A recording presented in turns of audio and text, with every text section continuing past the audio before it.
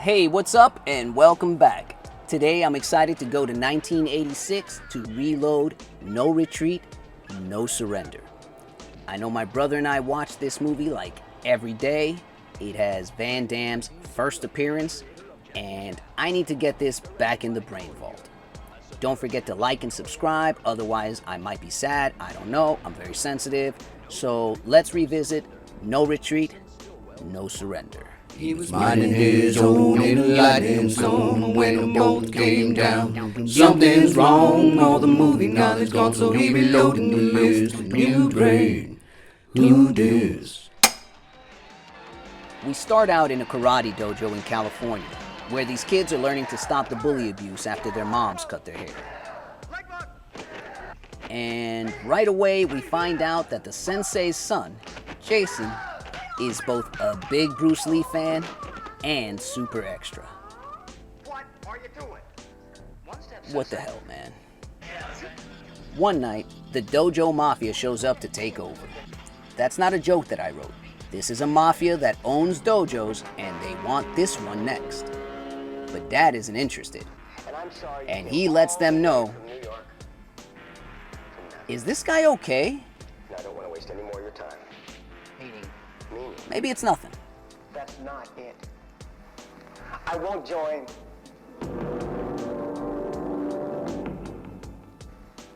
Your organization. Yeah, so he's on something. Anyway, a completely unknown thug kicks him in the chest and breaks his leg. So that takes us to an incredible hospital scene with an inner monologue from Dad. And I just love this. To be clear, this isn't our protagonist. And this is the only inner monologue in the entire movie. It so perfectly does not belong here. There's nothing else to do but leave. So Dad and his inner monologue decide to abandon the entire state of California.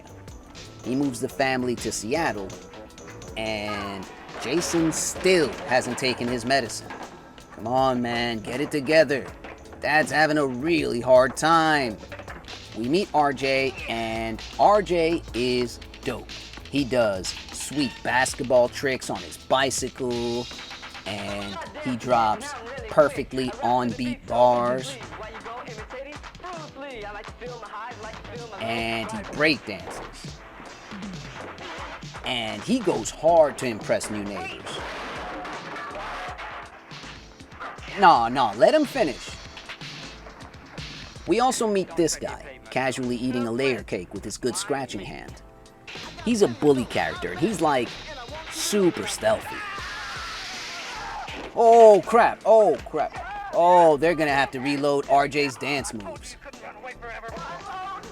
Anyway, he gets away and goes on a date with Jason to Bruce Lee's grave, where Jason prays to Bruce Lee.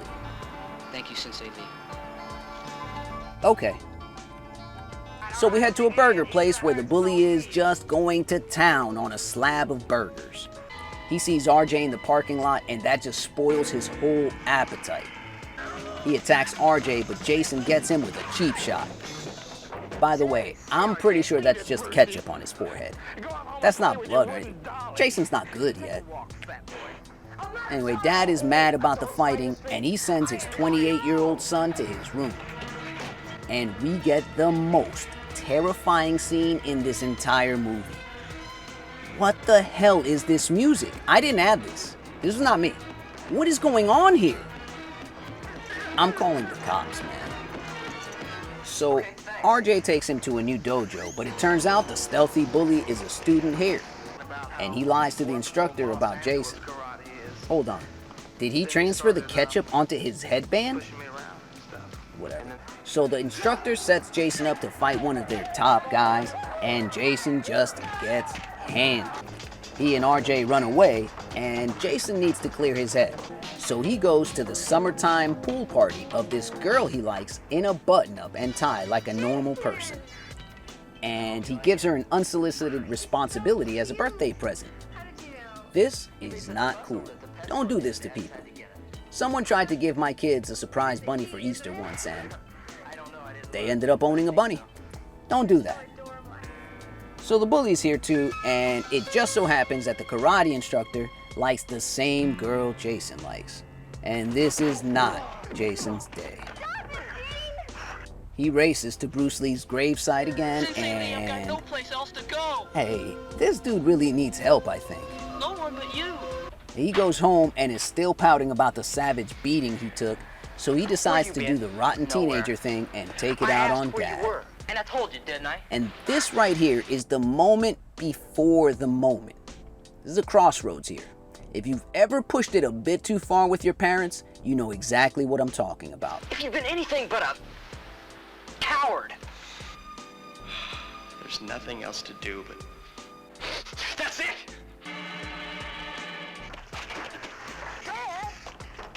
What are you doing? Let's go inside. Nah, forget about it, Jason. This is the finding out part. That's how this goes. So Jason runs to RJ's house, where RJ is taking a shower in the backyard, as one does. Dude, no wonder that big guy keeps sneaking up on you. You got any ideas? I know of an So empty RJ house suggests we can taking his stuff to a crack house he knows of. Which, I mean, he's trying to help. And that's a good first suggestion, bro. But, like, what's option 2? You know what? Don't worry about it because we're doing the crack house thing. Jason falls asleep in the crack house and isn't at all freaked out when some spooky ghost stuff starts happening. So this random Asian dude walks in and Jason immediately recognizes him as international martial arts movie legend Bruce Lee's disembodied ghost. Yep, checks out. Sensei Lee? So this is Bruce Lee's ghost, and he's going to train Jason. He starts in by clarifying his teaching by writing it out in a language that Jason 100% doesn't understand. You remember that, Jason. That's really important. And Jason starts training hard. He's running and doing push-ups and getting beat up by his imaginary ghost friend. And if you thought the movie was going to leave it ambiguous whether Jason is actually being trained by a deceased Bruce Lee or having a psychotic episode, they make it super clear when RJ peeps in on him during a lesson. But the training is helping out. Bruce Lee even teaches him a sweet flippy kick that probably won't even come back up later. Meanwhile, Dad is bartending and getting just brutalized by what must be the bully's uncle. Come on, you can stand up for yourself a little bit without fighting. Clean yourself up. He finally does nut up a bit and kicks Uncle Bully out of the bar. Nice, Dad, way to go. You got your manhood back. Jason's getting to the end of his training, and when he finally gets the flippy kick, Bruce Lee dips out. But Jason is super now. He does 2-finger push-ups, and his back is super strong, and his running breaks the sound barrier, and he does other perfectly normal exercises. Y'all remember when we used to do this all the time back in the 80s? No? Anyway, Dad's bully comes back with his buddies and they beat the hell out of Dad. Honestly, you should have kept on not fighting. This is on me. I'm sorry I encouraged this, Dad. Luckily, Jason shows up and... Look, this fight is a little silly, but it's still... I still found it dope. Get out of here! Yeah, Dad, there are times when you just have to fight. I'm very Damn proud it, of you, Jason. son. You just made it so much worse. That was your dad fighting back. Dad is catching no breaks. Jason and RJ go to a dance club where this guy has electric powers, I guess.